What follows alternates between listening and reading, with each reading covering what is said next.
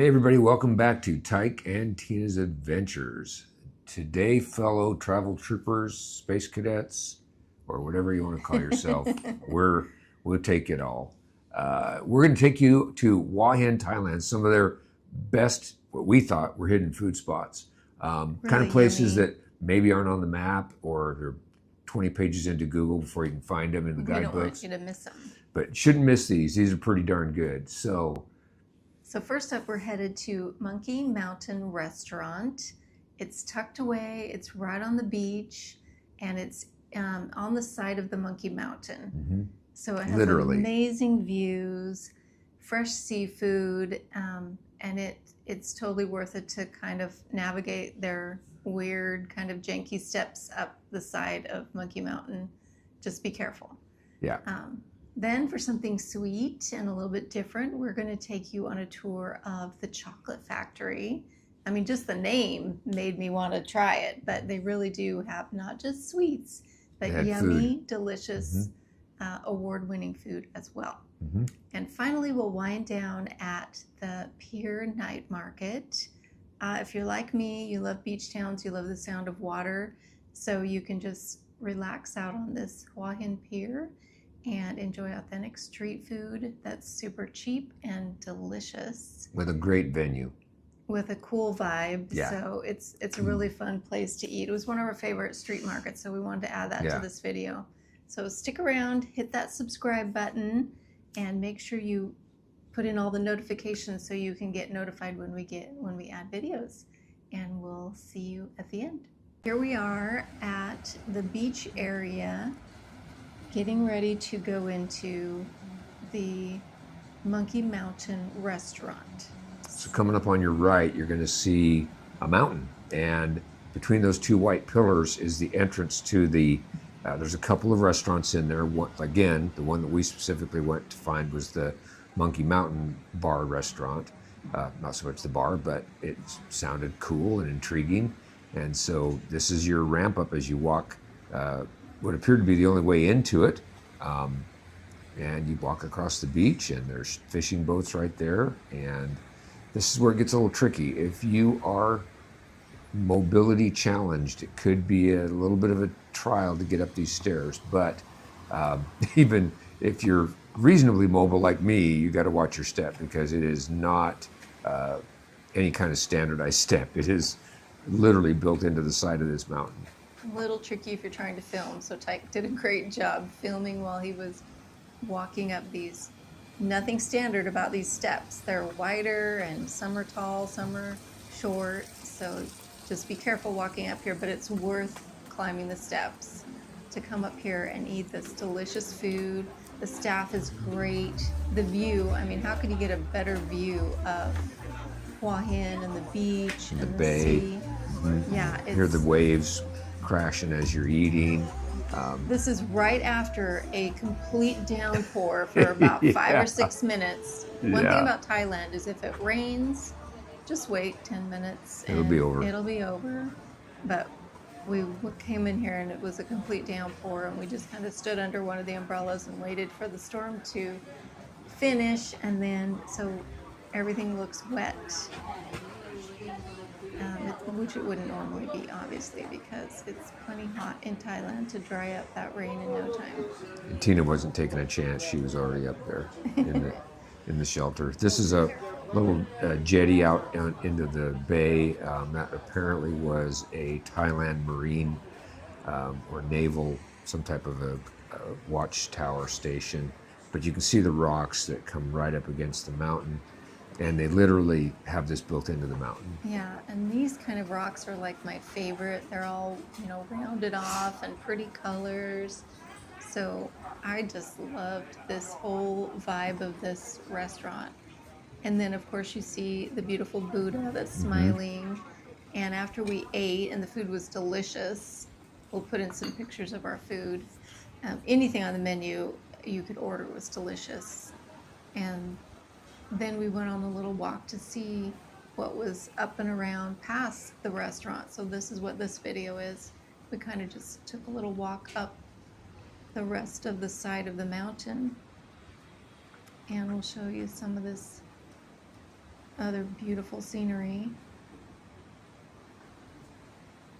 There was surprisingly another restaurant. If you kept walking through these pavilions and past these buildings, there was another restaurant that was sat out over the bay, probably a quarter mile or an eighth of a mile away from this location. I think I'll get some shots of it here in a minute, but you can tell this has been here for a while.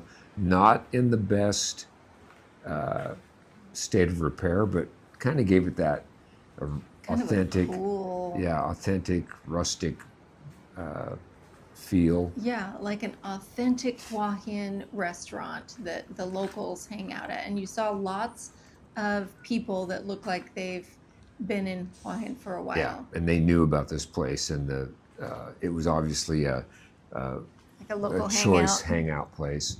That stairwell, you could actually go up higher. I did not want to tackle those stairs, but you could go up on top, and there were more It was pretty pavilions, and it was not regular at all. So you can see as you walk down this path, and like I said, it so just pretty. rained. There was sand runoff everywhere. I don't know if these buildings are occupied. They didn't appear to be. That pathway takes you to another restaurant. And this is a good view of looking over. I think Tyke, it's a good view of looking over. There's people fishing. Yeah, down on the bottom of the screen, Some you of see the a locals are down there fishing. fella fishing. The And then flowers over are to in bloom. on the Pretty right side of colors. on the right side of the screen, you'll see that restaurant. It's just in the frame. We highly recommend taking that. You can put it in Grab, and you can just tell the Grab app to take you to Monkey Mountain Restaurant, and they drop you off right there on the beach, and you just walk across the beach area and up into the restaurant, and the prices were really reasonable too. So this is the famous chocolate factory. So that gentleman on the sign there won Iron Chef Thailand competition. I'm not going to tackle his name adequately, but his name was Chef R. Thirapat Tayasun Tranong. And he put together their menu. And this restaurant is like on the opposite side of Hua Hin, and it is kind of in the main part of town, near some of the malls, kind of near that Tops. On the main strip. Tops grocery store that we showed you a video about. And you have to try this restaurant. If you like pastries and chocolate, then it's definitely for you, but it also just the food is delicious. We enjoyed everything we ate here. They do also rent this out for like company parties and events. They have, I'm sure, catering services. There was tons of Grab drivers picking stuff up that people had ordered. They have kids workshops that would be really fun to do. Lots of swag you can get. And It's definitely a great experience. It reminded us of the European Belgian chocolate stores, maybe on a smaller scale. They were a little over the top, almost overwhelming, but if you're a chocolate fan, you're going to find plenty in this shop. Look at all those pastries. You can get cars shaped out of chocolate. You can get like glass slipper type things. So many delicious treats. We wanted to try it all, but obviously you can't just try it all. Well, you can. You just have to be willing to pay the price and suffer. And the afterward. prices aren't super cheap. So, No, it's definitely a destination premium. Yeah. But where are you going to find it? I mean, that's the other thing. This is a Really destination, and definitely worth a consideration. If you like chocolate, you want to go do something that you'll have a great experience and a great memory attached to. This is a good one. Yeah, and even if you don't like chocolate, the restaurant serves all kinds of delicious meals, and there's not a lot of options to get award-winning chef-created menu and food, so that's why we wanted to highlight this one. It's in a really nice area of town. It's not hard at all to get there. We walked there every time we went, and it was super easy, a nice walk on the sidewalks. And when we get done here, we're gonna just walk around the corner, and we walked around the corner and it was a really nice area of town, and there's a Hilton, and they're building a brand new Hard Rock Cafe. Yeah, really interesting that Just they're around the corner planting from a Hard here. Rock Cafe, a brand new one, in this district. This is kind of a gateway to a nice district of hotels and restaurants that are a little off that main drag there in Hua Hin. Yeah, so if you're not staying at the Hilton, you wouldn't really know to walk down the street. And if you like to walk, we highly recommend you walk to this chocolate factory, and then when you're done eating delicious food, you go outside and go to your right and follow the edge of the property to the chocolate factory. It kind of turns back toward the ocean, and you walk down and you'll see the Hilton, and you'll eventually get to the pier that we're going to take you to. Since we like to walk around and explore, we highly recommend walking. It's not a hard walk, maybe No. less than 10 minutes from Yeah, it was really the easy to chocolate get to. factory to the pier.